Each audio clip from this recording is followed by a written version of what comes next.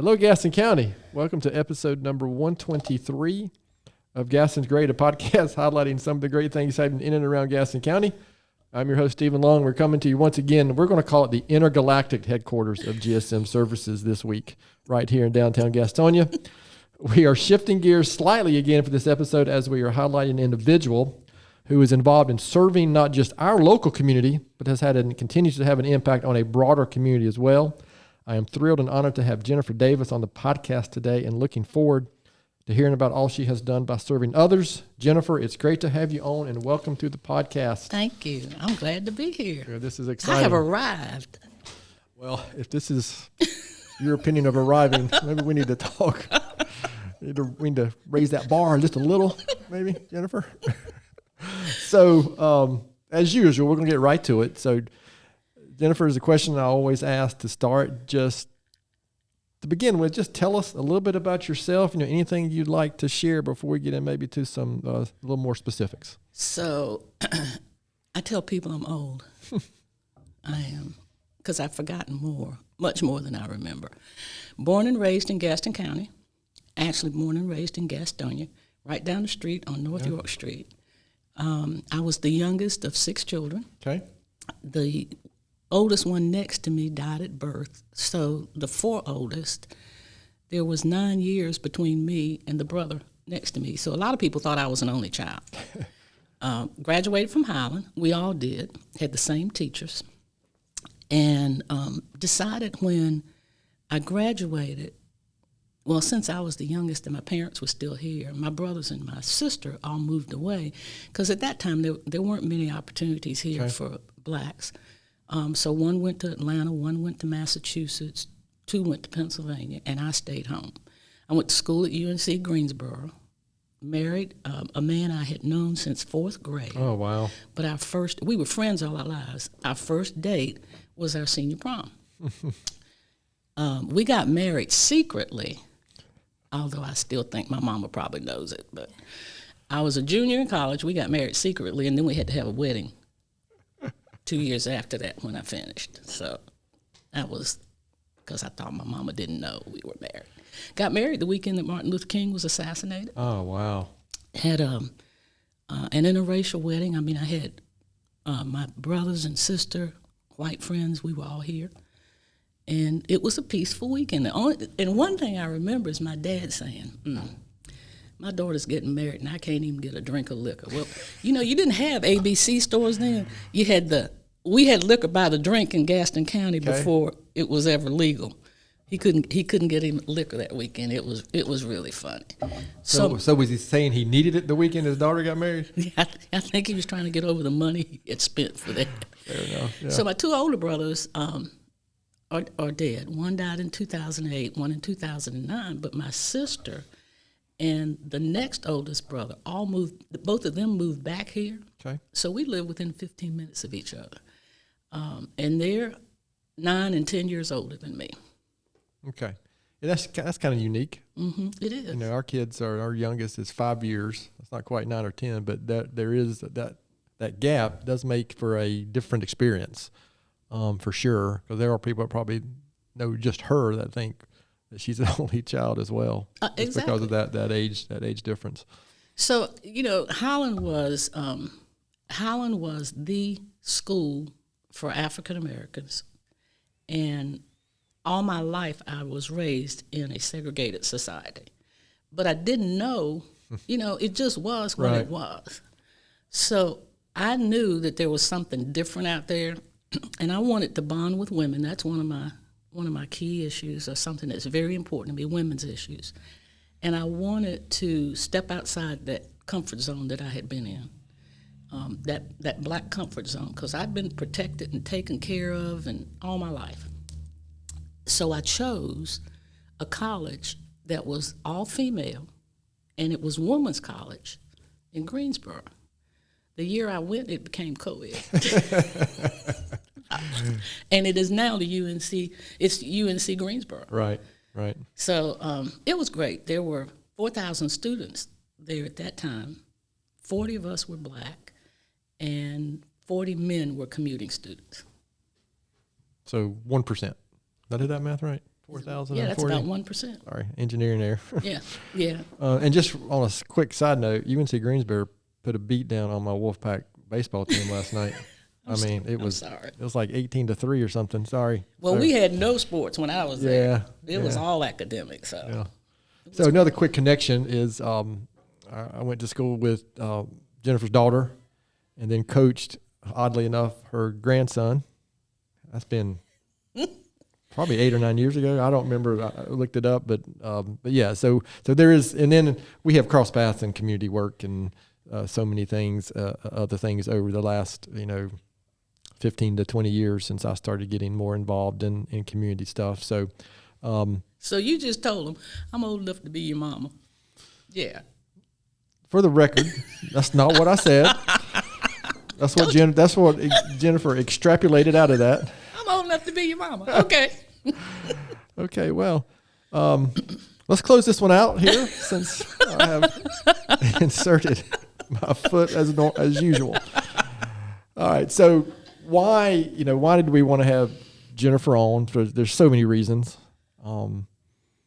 Again, this is a podcast about Gaston County. Why is Gaston County so great? If you were listening, I mentioned, but Jennifer has a much broader impact than just Gaston County with her work and her involvement. But let's kind of just go there. Kind of, you shared a little bit of personal stuff. Let's kind of, maybe can you expand that a little bit? Talk about just what you're doing, the community stuff you've been involved with. But because I think your career, profession, so to speak, is kind of intertwined with all that. Unlike maybe some professions, it's so connected with what you do. Just so anything you'd like to share, going back to when, I don't necessarily like the word calling, because to me that just seems sometimes too spiritual. But because I now kind of view what I'm doing here at GSM as, because when I first started here, I was like, I'm not staying here. I'm not coming here. This is good for Joel, but I'm not doing it. Well, that was 30 years ago, and here I still am. But I do have an opportunity to impact so many families, so many people, my community involvement. But I don't know that that's necessarily a calling. Calling for me is more my family and things I'm involved with maybe elsewhere. But anyway, I kind of got off track there. But kind of just anything you'd like to share there, because we have another reason for this is there might be somebody listening who is thinking, well, I feel like there's something else I should be doing. I'm feeling that pull to do something else in the community, and that's why I love these conversations with individuals as compared to just, I shouldn't say just, but some of the organizations we've had on. There's a slight difference there, in my opinion, on that, even though some of those organizations were started by individuals who said they had a calling and I'm going to start this organization. So does that question make any sense, or is that just it does a make typical sense. Redneck question from Stephen?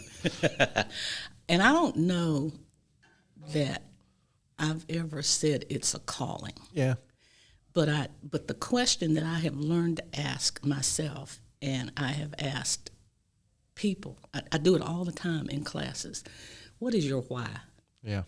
Why do you do what you do?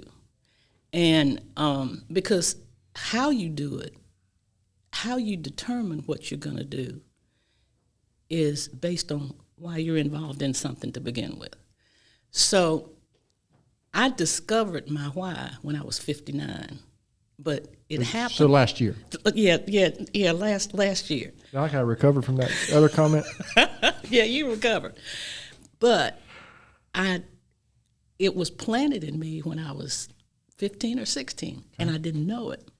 So I tell a story all the time about how it had to be 63, 62, 63. It was before the Civil Rights Act was passed in 64. So I was a student in high school. And a group of us had gone to a student council convention in Durham. I say it's in Durham. I'm pretty sure it was in Durham. And at lunchtime, we went to a Woolworths to eat. Yeah, you know where I'm going with this. I can't remember how we got there, how we got home, but I remember what happened when we went to Woolworths. I go prancing in, and we sit down at the lunch counter, and I love a good hamburger. I still do, and you can tell eating a few of those. I'm with you on that. Yeah, just hamburger, lettuce, tomato, onions, and mustard. I know I'm doing for lunch now that Jennifer mentioned. Yeah, I just mentioned that made you hungry. So I don't know. There were 6 or 7 of us, and we sat down at the lunch counter. In a few minutes, the young lady who was kind of over our group, she was also a student, came and said, "We have to go." And so me with my rebellious self said, "Why? We hadn't eaten. We got to go back. We got to go do this, and I'm hungry." And yada yada yada. Hamburgers, by the way, were 50 cents at the time. And she said, "Jennifer, we have to go." So we got up, and I'm angry, I'm hungry, and as we're standing outside and I'm looking inside, it hit me. I remember what the gentleman said to her as I was reading the menu. He said, "Not this year, maybe next." So I'm standing outside that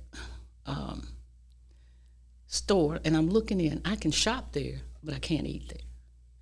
And at that time, it hit me that everybody in there was white, that they all stopped talking when we walked in. I remember the deafening silence. And I made up my mind then, as I was hurt and angry, that as much as it would be up to me, I didn't want anybody else to feel what I felt that day. I wanted people to be good with who they are, because those people didn't know me and I didn't know them. Sure. But because of what I looked like, they made a decision, and I couldn't get a 50-cent hamburger. So that stuck with me. I bet. And then in 2007, 8, somewhere back in there, well, whenever I was 59 years old, I'd have to go do the math for that. I was invited to be a part of a group called American Leadership Forum. It's a national organization. They gather people regionally who are in leadership positions. And we spend a year in a cohort group meeting in different places. The first meeting, we had to introduce ourselves. You had 7 minutes to get up and introduce yourself. And I looked around at the people. Now, I didn't know these people. And most of them were white. They were strangers. But we were about to go to the Pisgah National Forest on a camping trip. Now, I tell folks, I am not an outdoor girl. You can tell that. I had never lived alone. I didn't like camping. But we had to introduce ourselves, and we're going off to the woods for 5 days. And that's beautiful. Yeah, that was kind of scary. And what came out of my mouth, because everybody else had some kind of prop or a picture or something, I didn't have anything but my mouth, and that's probably most what I've had all my life anyway. I've always got the mouth.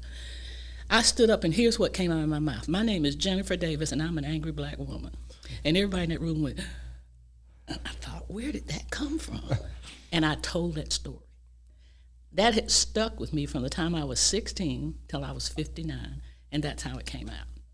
So I embraced it, and people heard about it. And your brother invited me to breakfast one day because he said, I was running for office, and he said, "I hear you introducing yourself as an angry black woman." And I said, "I am, but did they tell you the rest of the story?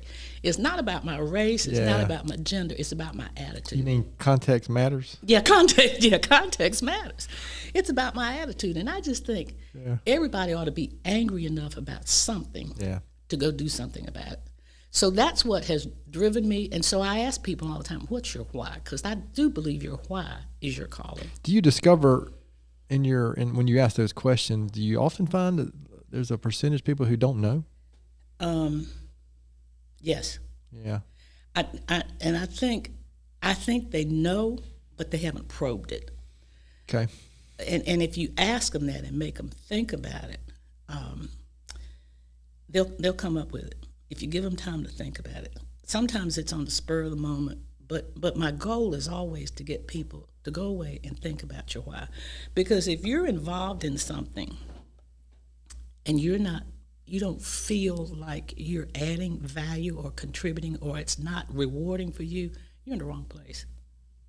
You're in the wrong place. Yeah, I like to use the concept of if you don't feel like we're making progress or something is happening to move us Are you making a difference? Toward whatever that why or vision is. Whatever it is. Yeah. And I do believe you'll feel a sense of peace. Now, it might be an aggravating situation. It might be something that's truly difficult. But I believe you'll feel a sense of peace about being where you are. So I started asking people that all the time in 2016 after the riots in Charlotte. And I did it first with police because in this day and time, and since 2016, police they're not all bad. No. But the majority of them are good. Yeah. The majority of them are good. You're going to have, in any profession, you're going correct. to have Yep. people who are bad. Anywhere. Yep.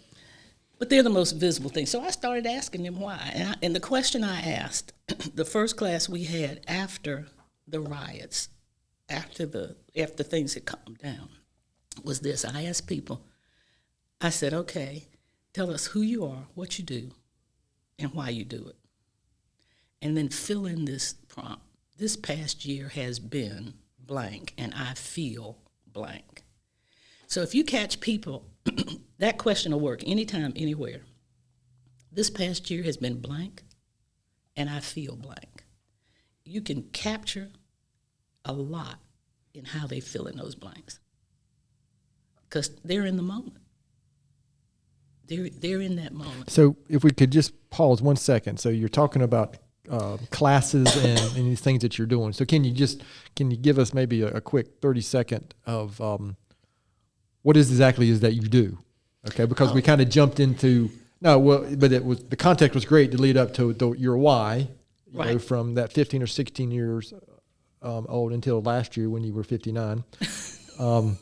So kind of what is it that you're doing since that turning 59, or I guess I'm assuming there was some of that beforehand, but so our listeners know how you find yourself in front of the police as an example, having these classes. Well, that was accidental, but or whomever, I was an English major, and I always had the idea that I wanted to work in an office. So I went to work for IBM. Okay. And I wanted to go to work at one or two places, either the government or IBM, because I heard it was hard to get fired from either one. So I went to work I got a job at IBM the weekend I got married.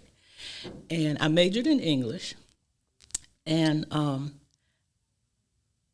I got into human resources, and I loved it. Yeah. I just loved it. So what I do now, I retired in 93. I was blessed to get early retirement. I retired in 93, started a business, which is a human resource consulting business. Yep. So I do team building, leadership development. I don't like the word diversity, but that's, because people have just kind of bastardized the word. Sure. So I prefer being culturally competent because we're not, in the South, diversity was always about being black and white, and there's just so much more than that. Yeah, I agree. So that's what I do, and I just try to help people. Just give them education. I don't call it diversity training because you don't train people to be diverse. We are diverse by divine design. You educate people. You train dogs, but you educate people. Yeah. And we can educate people about each other. We can talk and we can have conversations, and you find out that we have more in common than we do different. So that's what I do. If you pay attention and listen, that's exactly right. Exactly. So I'm gonna stop you there one more time before we get back to some of the stuff. So give a little context and why should we listen to Jennifer Davis about all this? Well, I'm gonna read a couple things that I discovered. She has consulted with multiple police departments, including Charlotte-Mecklenburg. She's been on the Gaston County Board of Education, was the first African-American chair in 2002, former director of discipleship ministry for Western North Carolina Conference of the United Methodist Church, first layperson to hold this position, Silver Service Board for the Gaston County Police Department, Gaston College Board of Trustees, 2021 Athena Leadership Award winner, co-authored 3 books. I'd be interested to talk about that. Certified diversity consultant, certified 5-factor personality assessment consultant, and motivational speaker. So that's a lot. It is. All right. But I read that just, I don't like the word validate, but it gives frankly, some credibility to who you are, along with the obvious credibility part, is your life experience, right? And to your point, everybody's life experience is different because it would be, as an example, it would be impossible for me I can have some empathy maybe, but not really relate to like your experience at Woolworths. I can't, right? And so that's why, so those are just a few reasons why, and actually there were some other things listed, but I only have so much room on the page here, Jennifer. And I'm only 59. That's right. So you've done, well, never mind. I was getting ready to say something that my wife was like, what in the world are you getting ready to say, dummy? So with that said, it does seem like, I don't know when the inflection point was. There's been an inflection point somewhere where, to your point about that diversity word, or just our society becoming more aware of whatever you want to call this. And so take us back now then maybe to some of the work you've been doing, and maybe even comment on some of these other things you've been involved with. But, I want to specifically just let you keep talking about what brought you to where you are today and the high point of your life sitting here in Gaston's Great, podcast. It is. Yeah. So if you notice, everything I do and or have done involves people. Right. And I have tried to be, if you invite me to the table, I ain't gonna shut up. So I have tried to be sometimes a voice of reason, but sometimes the bomb in the room. Because I don't want to avoid, and I don't want people to avoid the hard conversations. And we like to do that. And we like to do that. We want to pretend. We want to fake it. And we're never going to resolve the issues we see in our culture today if we don't talk about it. Yeah. So I learned that by accident. And I just kind of carried it forward from there. When I worked for the IBM company, we used to do a survey every year that measured morale, employee morale. Now, organizations don't like to talk about employee morale. Right. But if you're going to get the best from the people who work for you, you have to care about them and how they're feeling and where they are in their lives. And at IBM, we called diversity work-life balance. And that's still what it is today. Right. It's just magnified. We've got so much more to deal with now than we did years ago. Mm-hmm. So my boss he had a quality problem with the product. This is when we had the plant in Charlotte. And I was working as the advisor to the plant manager. Great man, loved him. So he said, I believe the morale of the employees is tied to the quality of the product that we're producing. I can't prove it, but I just believe that. If people don't feel good about coming to work, they're not going to give us the best, and we're going to be shipping stuff out the door that's not good, that's going to be coming back. And the quality rate was down. I mean, we were shipping out stuff and getting maybe 20-25% of it back. Oh, that's a big number. That's a big number. So he gave me the task, and there were 3 of us that worked on it to find out what the issue was. And so the 3 of us sat down. It was me, my boss, and a colleague. And again, I wasn't working directly for the plant manager, but I was his advisor. And we said, what are we going to do? How do you do this? We had some key questions on an employee survey that measured morale. It was about salary, your manager, the kind of work you do, stuff like that. So we finally said, you know what? Here's how we're going to do it. We had our administrative assistant. We called them secretaries back then. That's how I started, as a secretary. And we told her, just pull some names at random. Go into the employee list, pull out some names at random, invite them to a meeting, and order some donuts and stuff from the cafeteria, because we had our own cafeteria. And we prepared a list of questions intended to get at those 5 direct questions. The first question we asked was, how is your morale? And we never had to ask another question. They just took off with it. They answered almost every question on there. We found out about managers. We found out about issues that were going on in the plant, some of which we don't want to talk about these days. They shared things to us, knowing that they trusted the people who were conducting the sessions. And we could go from there and create teams of people to address those issues. So we handed it to the employees. If you want to be involved and you want to work on this, sign up. And before we were done, I think we did 14 of those sessions in 2 weeks. We had more data than we ever thought we'd collect. And there were people who were stopping me in the cafeteria saying, how do we get invited to one of these sessions? So what I learned was you feed them and let them talk, and they'll tell you. And if they feel safe and secure in the environment, you're okay. So now, the way we do that, the classes that I teach at Charlotte are mandatory, so everybody has to come through our class. And of course, anybody dreads mandatory classes. I don't like to be told where to go and what to do. So now at the end of those sessions, we collect anonymous feedback. Tell us what was good, tell us what was not so good, and tell us how we can improve. And people will tell you a lot of things. We try to make the classes fun and engaging. I don't tell people, and I team teach with my colleague Dwayne, I don't tell people what to think and feel. It's not for me to tell you what you should think or feel, because we don't have the same background. But I try to help them think and feel and do it in a safe place. So I tell them it's a Vegas environment. What you say in here doesn't get out unless one of y'all goes and tells it. So I care about what you say and not who says it. And I sit down with the chief every few months or so to just review some of that data. I collect that anonymous feedback on Post-it notes, and I read every single one of them. Every single one. So what have you gleaned about people, relationship, the work world, and what is one or two things you've gleaned from doing this over the years that just anything that stands out?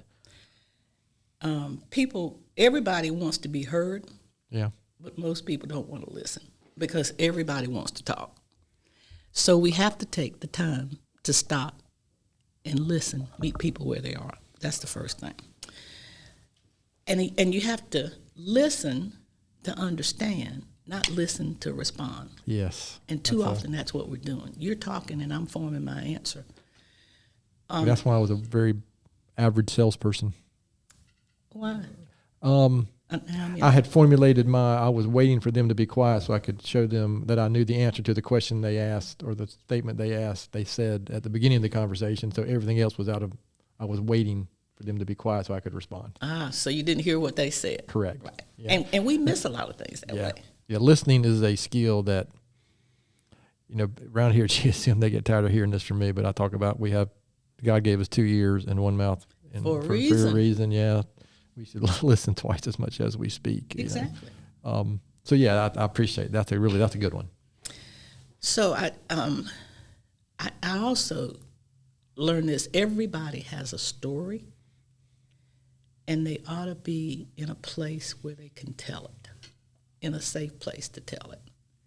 So I've got a story. I mean, I just shared a lot of it with you. And I've had a lot of personal tragedy. I lost my husband and my son to suicide. I've been very candid about that in sharing that. And it took me 5 years to process my son's death because both of them just came out of the blue. But in 5 years, I processed his death in my head, and I finally put it in that book, which I brought you one. Well, thank you. I'm always reading something. I'm always trying to get the team here to read something. Y'all probably get sick of that too, don't you? Well, I love to read. That's my favorite thing to do. Yeah, I'm always reading. Matter of fact, right now I'm reading 2 books, 2 devotionals, and then the Bible in chronological order this year. So I've done that. You know what? Every now and then, from Genesis to Revelation, and I did 2 Bible studies a week for 10 years. So yeah, I love Bible study. That's yeah. The but I'm struggling a little bit through Deuteronomy right now. All the rules. Wait till you get the numbers. Yeah. Well, I'll have to. I read through that really quickly. I'll go when I'm ready to go to sleep. I'll read through that one. But you got to struggle through some of that stuff to get to the good stuff, right? That's part of the journey on so many things. And every now and then you got to go find yourself in the Bible. Yeah. There's a story. You're in the Bible somewhere. It's interesting. Just yesterday, I said this with one of our team members here. We were talking about something happened, and I made the comment, we just have to surrender ourselves, right? Because, sometimes that's the only way for anything to make sense. My devotional yesterday was about surrendering. I was like, That is no accident. no, it's not. That is no accident. Yeah. That is God. Yeah, how many times on those, we said this on this podcast before, I'm like, yeah, I don't want to hear it. He's talking, but I don't want to hear it. Yeah, I don't want to hear I it. might have to go do something. I don't want to hear it. He's going to get your attention now. So, okay, see, you got to keep us in line. We'll be going down this rabbit hole, Naomi. It'll be 3 o'clock. It's like it's a little before 11 on. We're recording this. What's today? Wednesday. It's the 13th. Yes, the 13th. Not the 14th, as somebody tried to say earlier. So all this, you've done so many things. I'm sure you've interacted with so many people and heard so many things and like you were talking about, collecting so much information, not just before you retired from IBM, but I bet even more since then. Is there something that you would say, whether it's work, professional, personal, career, whatever, that you're most proud of accomplishing with community work, or something you've seen happen and change? You know what I mean? Is there something you're really proud of through your professional or community service, or anything that comes to mind? Couple of things. When I served on the Gaston County School Board, I served with my classmate, Ed Sadler. Oh, wow. And I don't know if there's another. We graduated together. He, Okay. my husband, and I, Judge Jingles, we all graduated together. So I don't know if anybody's ever examined that thing where you have two people who came out of a segregated school system to lead the consolidated school system. So I was really proud of the time that I served with him, and he was, and I was his chair. I mean, that was great. I am also really proud of receiving the 2011 MLK Unity Award. Okay. Because who noticed what I was doing? I mean, for all the years that I worked for IBM, they told you where to go, when to go, how to go, and I didn't have the time to invest in the community. So when I retired, I made a conscious decision that I'm going to do something in Gaston County. I'm going to be involved in my community, because I believe you ought to be involved where you choose to live. And so that's why I started the business here. And I'm proud of the fact that my husband and myself, our kids, and our grandkids all went to Gaston County schools. Yeah. And we're the same. Right here. Joel and I went to Gaston County schools. All 5 of our kids went through Gaston County schools as well. And I was in a class that was super fortunate in the timing, because I had Ed Sadler was my principal for 2 years at Greer Junior High. Yep. And then all 3 years At Ashbrook. at Ashbrook. Mm-hmm. And then years later, I joined the, I guess the first time was I was on the Community Foundation board, and I walked into my first board meeting, and Dr. Sadler's in there. Isn't that amazing? And I was thinking, everything came back to him. I said, because back in, I remember in high school, junior high school, he spoke, it was like God was speaking to you. And I mean that in a positive sense. But the way that he treated me, because in my mind, I'm still his student. Oh, yeah. But he treated me on that board, it made me feel like, well, maybe I do belong here, because I was intimidated. Kind of like the first time I joined my Rotary Club, I mean, the people in there, there was just, Barbara Voorhees. Yeah. Oh God, I mean, just so many, and of course Barbara's still involved, and it's, in that rule in Rotary, you got to call everybody their first name. I struggled with that for a while with a lot of people. Caroline Garrison, Jit Garland. I mean, these people who I considered to be these community giants, and that I don't belong in this room with them. But Dr. Sauer was a great example of, he made me feel like he was proud that a former student he was seeing on the Community Foundation board with him. And he was sincere about that. Absolutely. He was sincere about that. I absolutely agree. So that was just a, kind of that full circle. So thing I was that was like so you. terrific. See, I was very much like you. I'd get invited to these things. I'd be involved with people that are so important in the community, and I'm thinking, okay, little old me, what do I do? But I'm here. I'm going to show up, and I'm not going to be quiet. So no, frankly, when we exchanged those messages, right, and you said I would love to come to class, I was like, Jennifer Davis on our podcast? I love calling in just listening to your jokes. I mean, Well, yeah. Maybe we should do a whole podcast just nothing but that. that would be good. It would, we'd have 3 listeners. It'd be me, my wife, and my mother. Oh, no. I love it. Well, again, I appreciate you sharing that because again, I know there's so you know what, and I knew that about the MLK Unity work because I'm still on the Gaston Gather board and have been 8 or 9 years now because I just think that's a great group and they've done a lot and done a lot at Ask Me. And that's another thing, right? It happens in the community. Sometimes it just takes somebody asking, right? Yeah, To get involved in something. And I remember when I was asked to be a part of the major cities thing. Jenny Stultz and I. And in fact, she and I sat down and came up with that term, citywide city pride. Actually, that came from my daughter, because Jenny and I were struggling trying to figure out what would our theme be. And so I called my daughter, who's really creative, and asked her stuff.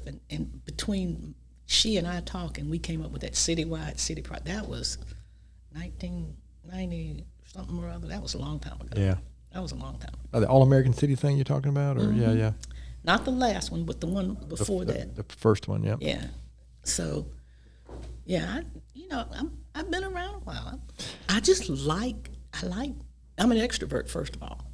So I get my energy from being around people and involved with people. And I like my private time too. I don't get as much of that anymore. But yeah, I just like being involved. And I like stirring the pot if I can. Yeah, I've never noticed that at all. See, I'm an introvert by definition, and so like doing this podcast wears me out. Hanging around with people like you, that just wears me out. Jessica. But I would be so energized. This just gives me energy. But I've been intentional about learning. Just gosh, and I've just been so fortunate to, in the last 20 years especially, interacting with so many great people. That's why I'm so optimistic and so positive about Gaston County. I think there's been a specific change in my view in the last 8 to 10 years, especially. I don't know what happened. I mean, maybe it was just the part of it maybe was the whole Gold Gaston campaign. I think helped, but it's just people leading the community started, I think, saying things like asking questions like, why not us, as opposed to, before it was, well, we're Gaston County, we can't have nice things in Gaston County, or whatever. I mean, that attitude just seems to have changed, in my opinion. And I think it's changed. And I think one of the things is, we have dwelled, and we do this as people, we dwell too much on the negative. Yeah. And if you dwell on that, that's what you repeat. That's what plays in your head, and that's what you repeat. Well, I'm not going to, you can say that, and you can do that. That ain't me. I'm not doing that. So I'm going to go the opposite way, because you have to think how you want to feel. Yeah. If I want to feel good, then I got to think good. If I had known that when I was younger, gosh, I didn't really learn that till the last, 15 years or so, when I started reading and really paying attention to who I was hanging around. Exactly. But yeah, the mind is such a powerful it is thing. I mean, because before that, and especially when I was younger, I was just doing my things day to day. There wasn't a whole lot of intentionality to it. It was tasks, and I wasn't thinking about when I come through like this door every day at GSM, as an example. I stop and think, okay, my outlook and attitude is going to impact every single person here today. So if I come in here acting like, whatever, and of course I also used to not think that how can I impact people around me, right? You know what I mean? I don't know if that was a self-esteem thing or it was just what difference does it make? I mean, I'm not impacting anybody, but you have an impact, but are you going to be intentional? It's going to be positive, negative, indifferent. So it's better, in my view, to be intentional about it and become aware of that impact that you're having. So you have to be intentional about how you're going to show up and where you're going to show up, because you think nobody's looking at you. Yeah. But my mom used to say this, somebody's always watching you. So you have to be very careful about that. I think one of the things that has stunned me, that little boy you coached, Martin. Yeah. He's an old soul. My daughter says he's been here twice before. He says things to me sometimes like, and I just have to go, where did that come from? Because it's deep, Yeah. and it's thoughtful, but it just comes right out. You know, and he said things to me that his coach has shared with the team, and it resonated with him because it's stuff that I have said to him. So sometimes I'm just caught like, okay. But people, somebody's always watching you, and they're listening. So if you're an introvert, introverts have to think to talk. Yep. Extroverts, we have to talk to think. So I will say to people, okay, if that didn't come out right, I'm sorry, but okay, we're going to be okay, because I think out loud, and then I say, oops, did that make sense? And you know, it's just the way we process. But we need all of those people in our culture, in our society, and in our workplace. And we have to honor those differences. Absolutely, yeah. We need to honor those differences, so. Yeah, just here, is it fair to say that Joel might be a little more of an extrovert compared to me? He is, just a little bit. So, yeah, I think I call myself the processor. He'll say something and be like, but you need that. and he'll be like, I'm waiting. But you need that. Yes. Yeah, we're a little different personalities. It's interesting, too, because, you know, same two parents. But you balance. Yeah. Yeah. For the most part, we balance. You will. So, yeah, this is exactly kind of conversations I wanted to have with you, Jim, because I've heard you speak before, and I've come to that place where. Well, let me back up. I was going to say you said something a second ago, and I think when I came to that realization about people are watching is when my son is 25 now. So somewhere he was 5 or 6. I was like, oh, he is watching me more than he's listening. Mm-hmm. So I better get my act together. And that was a tough realization for me, because I want to be able to just do as I say, not as I do. Exactly. Yeah, that doesn't work. But I've come to that realization about self-awareness and intentionality, and just the opportunities to learn from every interaction, and every person you come in contact with is an opportunity for them to teach you something. Absolutely. And that's when I say, man, I wish I had known that when I was 20. Because so many things you mentioned, like Martin, hearing things from his coaches and pass on. I heard the same stuff, but I bet it didn't click till 15 years later.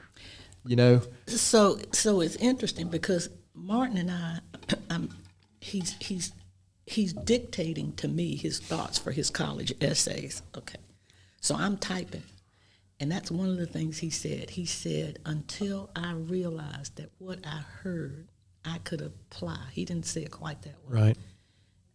He said, once I thought about what was being said to me and I applied it, I realized all I got to do is put the work in and see the results.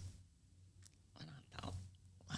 I mean, that's pretty deep for an 18-year-old. Yeah, I sure did have. That wasn't even on anywhere in my world at 18. Not at see, all. one of the things he did last year was in preparing for basketball season, he created his own workout plan. Last summer, he created his own diet plan. Martin he hadn't met a piece of chicken that he doesn't like. And blame for that. And he lost something like 40 pounds or something like that. Wow.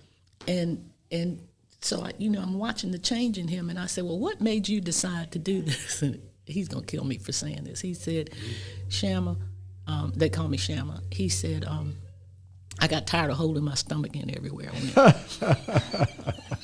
I said, well, I should have been working out with you, dude. Yeah. But then he realized, he said, I felt better. I knew this, but now I felt better. And then people noticed it and were complimenting. So people noticed. Well, I think it's fair to say that if, I mentioned before we started recording that I was over at the Huss Forest View game for lots of different reasons. One of them, though, was to see Troy and Martin and Troy's son playing. And you know what? If I hadn't have known he was on the team, I don't know. I would have recognized him from when, because it's been a few years back when we had that dominant team at First United Methodist Youth League, which was a lot of fun. You know, so what? For the sake of your day, I'm good. What haven't I asked? What else, that I should have asked? What else would you like to discuss or talk about Gaston County yourself? Or maybe we've covered, because this is knowing enough about you. I assume this is where this would go. And so it's given, our listeners a good taste of your experience, what you've done. There's also a little, I don't like the word redemption, but you've dealt with some things that not many people do. I've never dealt with, I've lost my dad. We dealt with this wacky shooting thing here that was just so crazy, but it still doesn't rise to the personal level that you've dealt with. But everybody, deals with, something, right? I mean, if you live long enough, you're going to deal with some type of tragedy or death or loss. I don't like that word death, but loss of some sort. And, so what do you do then, right? What do you lean on? And so I appreciate you sharing some of that, because I wasn't going to go there, but I assumed you would. You would mention it, because you know what? Because you can, something else that you shared, that it's such a public thing from you, because you can go online and find so many great stories related to that where you shared that. But anything else that I haven't asked, or something you'd like to share before we kind of move into this? So here's what I would like people to think about for Gaston County. I love this community, and I would have, IBM used to stand for, people would say it stood for I've been moved. And I made a decision that I didn't want to get moved, and I was blessed not to have to move. I am one of 3 people that worked in Charlotte that never got moved, that didn't get moved. They were hired in Charlotte and retired in Charlotte. But it's because I started in a branch office that was there, and then they built this manufacturing plant that is no longer there. And I became the 7th person in human resources, transferred from the branch to human resources. I was the first recruiter and placement counselor. So that allowed me to stay here. And I had opportunities to leave, but I didn't want to. I was the only child that stayed here. My parents were still living, and and then I had that little boyfriend, so that I was married. He would have had to get up and move, and I didn't want to do that. So when I retired and made that intentional decision that I'm going to get more involved in Gaston County, I went to a meeting, and they were talking about stress management, women in stress management, and I was stunned, because I'd done that 10 years ago in Charlotte. Gotcha. And now we're just talking about it and where have we been? Stress is not new. Yeah. And why have we not been talking about it for women? So what I realized was we're a little slow to make change. But eventually we do. It's very intentional, it's very deliberate, and there's only 2 kinds of change. It's the kind you choose to make and the kind you don't. And some of the things that we have needed to do, we haven't done. We're being forced to do. Right. I agree. And so there's a book that we teach a module called Shift Happens. Oh yeah. Shift Happens, and it's all about change. And Will Current shared that book with me, actually. Yeah, and there's a story in there about how the guy describes resisting change as trying to fight a rip current. You're going to die. You're going to die. So you got to find a way to navigate through that. Yeah, that's one of the few certainties, right, is that change is happening. Change is going to happen. Yeah. And then the other thing I would tell you, and I think most people know this about me, is I am a person of deep faith. I am not a strong woman, but I am a woman of strong faith. And that's what helps me survive. God whips my tail a lot. Well, I appreciate you sharing that, Jennifer. Now, we've got a couple of questions we'll finish up with that close out that are similar, but something we do here every episode is I'll make our guest endure these Gaston County related questions. And I typically come up with a name for these, and we're going to call this the UNCG before there were sports there speed round of questions. Okay. Oh God, this you ready? Good. Okay. And I mean, you're from Gastonia, so these are all right down your alley. Okay. Favorite Tony's ice cream flavor?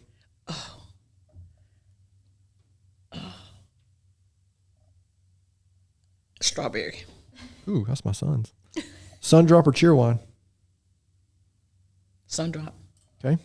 How about favorite outdoor activity in Gaston County? A favorite park or something you'd like to do around Gaston County? Martha Rivers. This is the most important question. UNC, Duke, or NC State? Is that 3 teams you just named? It is. Carolina. Well, it's 3 colleges. Go Heels. Give me something. Tar Heels. I hate it. What is something very few people know about you?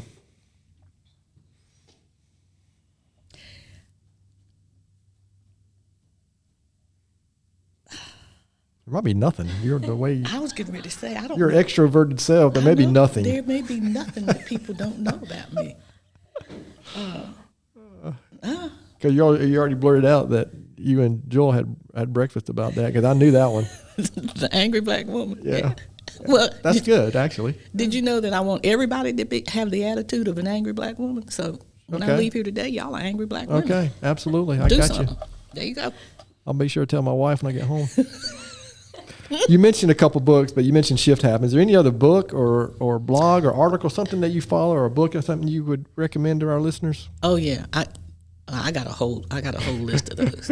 So I like Patrick Lencioni's. And I'm thinking. I'm a huge fan. Of Lencioni. I am, yes. Read The Advantage. I've read it. Yeah, it's I've great. used that. I used that to direct some leadership teams and people who were in crisis. I was working with a police department in California that was in crisis, and I modeled our retreat after that. Now that was scary because they took me out in the woods somewhere to do this retreat. But what's his name? Rick Warren's The Purpose-Driven Life. Yeah. You open that book, the first 4 words in that is, it's not about you. I opened that book, read those words, slammed the book shut, couldn't pick it up. That's probably the ultimate simple leadership lesson too, isn't it? Yes, absolutely. And you're correct, I don't like it. Yeah. It's not about you. You know what? I read that long enough ago. I probably need to revisit that one because so many things have changed. My outlook on the world, my maturity. I probably need to read that one again. And I like. There's a little book that Bishop Reuben Job wrote. He's a bishop in the United Methodist Church, and it's called 3 Simple Rules. And the little book is about this big. And the 3 simple rules that he says for life are: do no harm, do good, stay in love with God. Now, beyond that, I like, I read a lot for work, for the things that I do, trying to keep up on concepts and theories. But I love fiction. Okay. I like psychological thrillers. I like true crime stories. You ought to see my TV viewing. I like a woman named Carolyn Brown. I listen to her in the car because she writes these funny people relationship books. Patterson, Grisham. Yeah, those are some of my favorites. Yeah, you and my wife are on the same same path on that stuff. And just to remind you that it was a recent book. Okay. Yeah, I'm a big podcast guy too. Like Patrick Lencioni has a great weekly podcast too, leadership and business podcast. His stuff is good. Yeah, really. Yeah, I am a big fan of his. So he asked me for a book. Sorry, the Bible, of course. But so, well, you know what? That's one we can't. Yeah, that's always. Yeah, I think somebody said something about that one. I said, well, you can't answer that. You got to give me something different because that's too obvious. All right, so listen, I appreciate you indulging us on some of those Gaston County questions. So a couple more questions, Jennifer, and we'll wrap this episode up. So again, remembering this is, and you've already shared a couple answers to this as we've been talking, but remember this is a podcast about Gaston County, why we think Gaston County rich. So from your perspective, what would you say, why Gaston County is such a great place? So a couple of things. I think first of all, it's small enough that you can get around in it and greet people in different places and have time to have conversations. So I like the size of the county. It's not too big and it's not too small, and it's in proximity to a lot of good things. Sure is, so yeah. the location is but there's some great people here. Yeah. And there's some really, really good people here who I would like to see be bolder in some of their thoughts and sharing with this community, because you're going to find common minds, and we're going to grow more and faster in that way, pulling those common minds together. Yeah, that's why I like, you made the comment, I think the first time I ever heard it was, I think, from Stephen Covey. You made the comment about listening to understand as opposed to listening to respond. Yeah, that one concept, or if you can, learn that skill, so many great things come after that, in my opinion. So much understanding, right, as opposed to, like I said, I was such a bad salesman because I wanted to answer. I've got the answer to solve your problem. Will you stop talking so I can tell you? Oh, yeah, and I miss so many things, right, because of that outlook and attitude. So I appreciate that. Again, I think Naomi gets tired of me saying this every episode. It's my favorite question. So Jennifer, knowing what you know now, what advice would you give your 20-year-old self?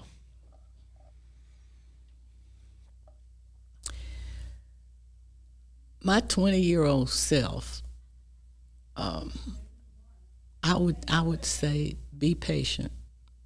Be patient with yourself, because, and I think I did. I think I unintentionally gave myself that advice. Be patient with yourself, because you got to learn. You don't know what you don't know. So be patient with yourself. It seems like when we're young, we want things to happen so quickly. It'll be better when I'm older or whatever. You won't, it's just, and I think I've said more than once when people are talking about this question, more than once I've talked about perspective. And unfortunately, I'm afraid it takes experience and time to gain perspective. It's almost impossible. Like I can't imagine my 20-year-old self ever having the perspective that I wished I had. I just don't think it's possible. So, yeah, and patience is something I didn't have at 20. I got patience. Yeah. Don't pray for it. You don't get patience. Joyce Meyer says you don't get patience in a prayer line. Yeah. Yeah, that's interesting. No, you don't know what you don't know. So just be patient with yourself. Yeah. And pay attention.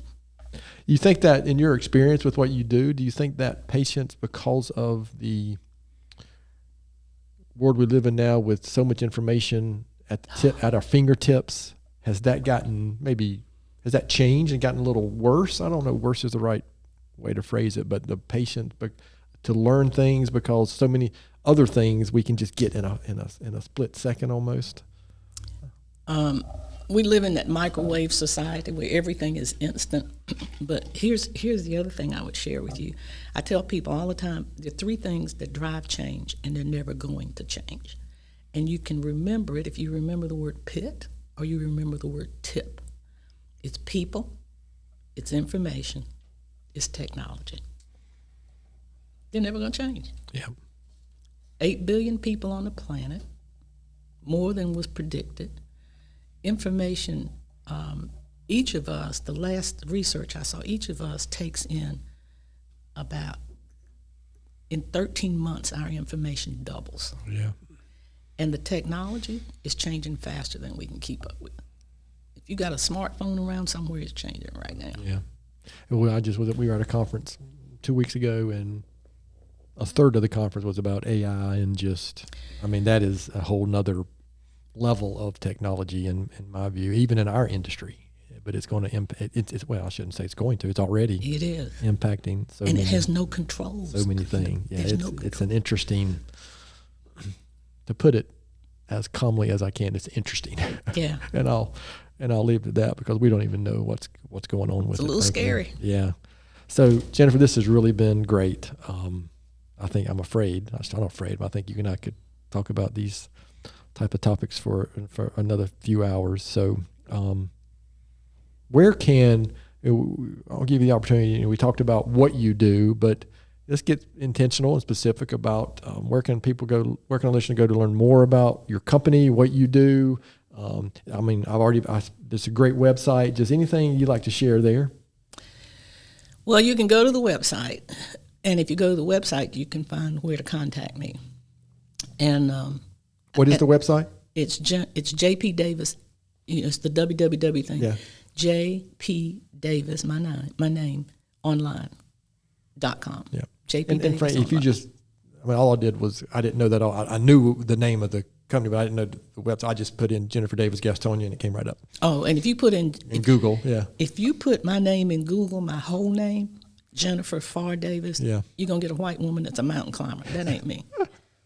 That's funny. I didn't do that. So. Oh, there is a woman who has the exact same name that wow. I do. She lives in Asheville. Her name is Jennifer Farr Davis, and I thought.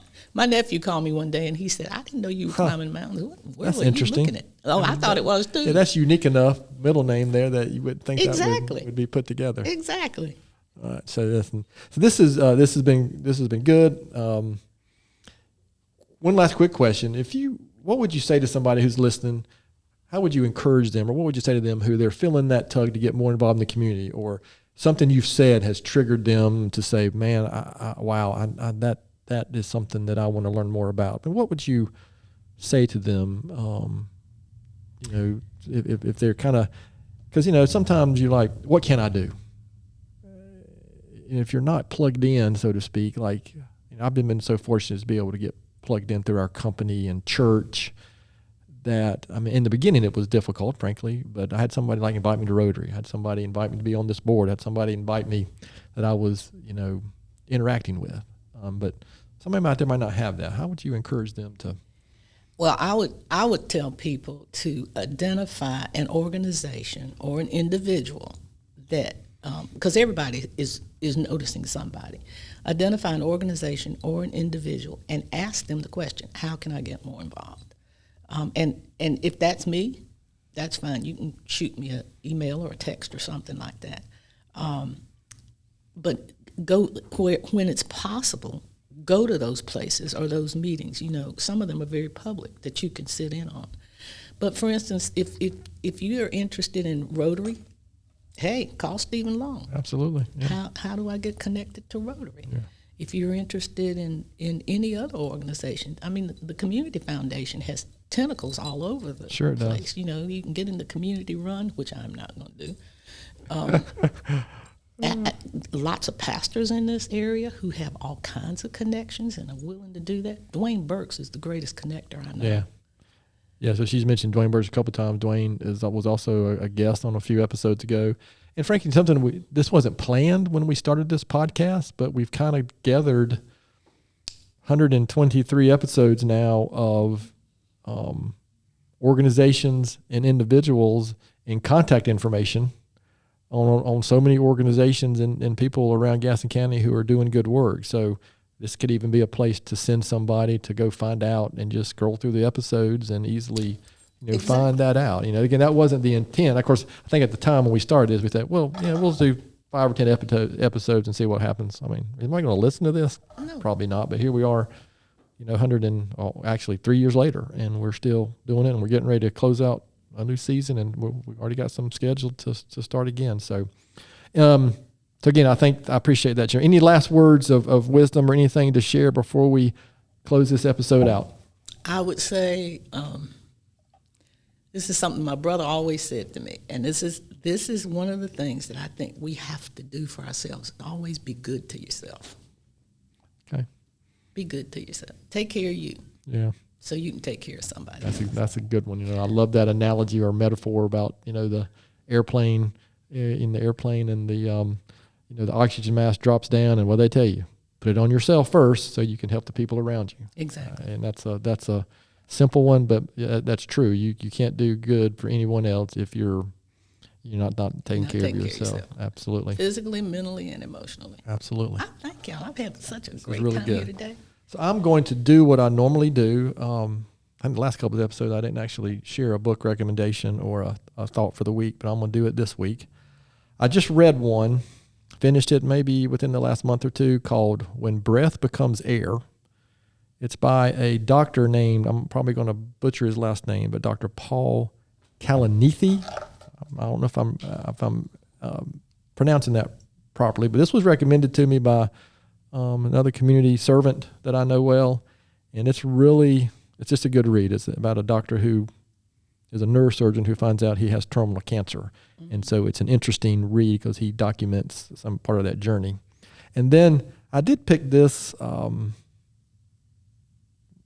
on purpose for our, knowing who we were going to be talking to this week, and it's kind of on setting a true example, or I like to say walking the talk, and it's from Norman Vincent Peale, who's kind of known as one of the positive